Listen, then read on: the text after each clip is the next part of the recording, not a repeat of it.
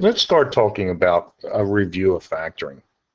Now, there's several different methods for which we use factoring. Okay, and as you said, it's seen with the problems that we need to use the factoring to solve some of our equations. So let's review some of the methods. First, a common factor. Okay, let's look at some examples, hopefully, which will illustrate what this is saying right here. The expression 3x plus 3y, obviously both have a 3. 3 is common factor. It's pulled out. 3 divides into 3x gives you x. 3 divides into 3y gives you y. Therefore, this is now a factor. Over here, okay, we said that the common factor is 2x. Obviously, 2 goes into 4, 2, and 8, and x is contained in each one of these. So 2x is removed as the common factor, and this is what remains. That is how we get the definition of where the greatest common factor is determined. Okay, it consists of the largest number, which evenly divides into all coefficients, and the smallest power, that's important, and the smallest power of each of the common variables. Okay, so coming down here, okay, again, between 6 and 12, we have 6 is common. We chose the negative. It could go either way, okay?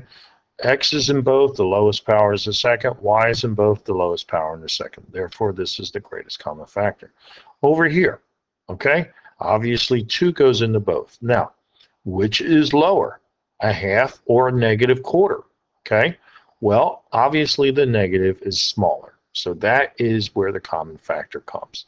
Now, okay, how do you get this to be x to the 3/4? Well, okay, how did you come back here? How did this go from a third power to the second power inside? You divide it, 2x into 4x cubed, and you got 2x squared, which again means the exponents are subtracted. So 2x to the negative 1/4 into this, subtract the exponents. That's 1/2 minus a negative 1/4, which is 1/2 plus a 1/4, which is 3/4 as the power. Okay, it's fractions and it's negative numbers. Okay, but the concept is the same throughout. Just be careful when you come down to that. Okay. All right. Let's look at factoring binomials. Okay. Factoring binomials. Actually, binomials are two terms. The most common binomial factoring is the difference of two squares. A is squared, B is squared, the difference of two squares, which always factors into the sum and the difference of binomials. We simply are taking the root of each of the perfect squares, putting them into two factors, one with a plus, one with a minus. That's a pattern that you see. Okay, here, x squared minus 49 goes into 3x plus 7, x minus 7. You look here, you say, well, that's not a difference of two squares. But once you remove the common factor of 3, you are left with a difference of two squares, which will then subsequently factor. So you actually have two tiers of factoring going on here. Okay? There is the difference in the sum of cubes. Okay? This is a difference of, excuse me, this is again another difference of squares, but we're going to look at the difference in sum of cubes. Okay? At this point right here. Here's the difference in sums of cubes. Okay, x cubed minus y cubed, okay, is clearly 2 cubes, the difference between them. Okay, there was a device called the SOAP method, and that is, the SOAP is an acronym for same, opposite, always positive. This breaks into, okay, these terms without the cubes, that being x and y, and then an x term squared, okay, the opposite sign here, okay? See, this bears the same sign, the minus sign, the minus sign. This bears the opposite sign of the original grouping, and this bears the opposite sign of, or the always positive sign over here. We'll illustrate that here. This is the difference of two cubes. Obviously, 27 is 3 cubed. So it's x minus 3, same sign. X squared, 3x, and 9. That's a opposite sign than the original expression, and the last one is always positive.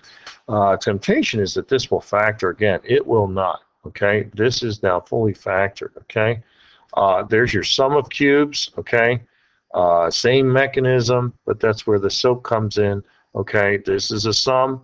This is a sum. This is the opposite of that, which is going to make that negative, and this is always going to be positive. That should be read y squared, not y2. Okay, so an illustration of that here again. So here's illustrating the common factor going in. The common factor being executed first, which is 5x cubed. Okay, so 5x cubed is determined to be the common factor. What's left behind is x cubed plus 8, which again will factor by the sum of cube methods. Okay, factoring trinomials. This is what you'll be doing over and over and over again. Okay, we know that something of this form is a trinomial, x squared plus bx plus c, and then it usually is going to factor into an x plus something or x minus something. Okay, I always say the last sign, when the last sign of your trinomial is positive, and the middle sign is positive, okay, which is what we have identified here. Everybody's positive over here. Remember, factoring something like this, we're looking for the two numbers, okay, which multiply to 12 and add to 7. That'd be 3 and 4. So this is factored. And of course, you're always well advised to check this via the FOIL method to see if you get back to that, okay? This is a factoring, again, a trinomial, a minus sign at the end. The only way you can get a minus is with a positive and negative combination, okay? Here we go with some examples of that sort, okay? So x squared minus x minus 6, we'll factor in x minus 3 and x plus 3, okay? And there's the general form, okay? And we'll do more examples of that sort. Here's some suggestions over here if you have problems with following the sign. Hopefully these are not problematic.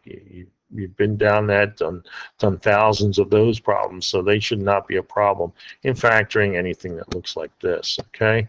The quadratic is where you have a lead-off term in front of the x squared. Okay, so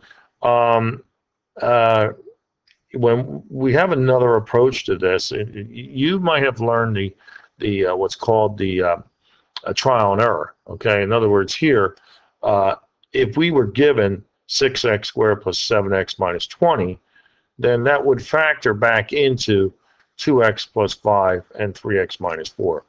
What I'm going to show you here is a technique that you may not have seen. Okay, so how can we get back to this? Okay, well, I mean, you can go with the trial and error, do your groupings, and see which terms go in place. Okay, and if you're okay with that, then proceed.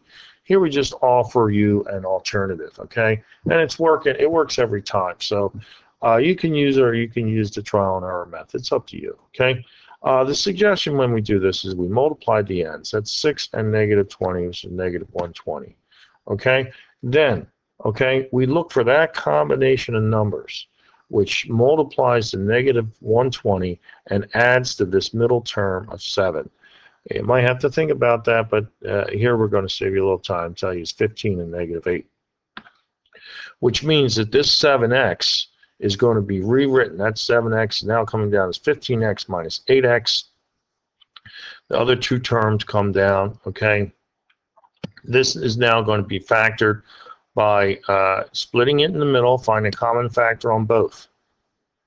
This calls on a factoring technique of grouping. So we group the first two and identify a common factor as 3x.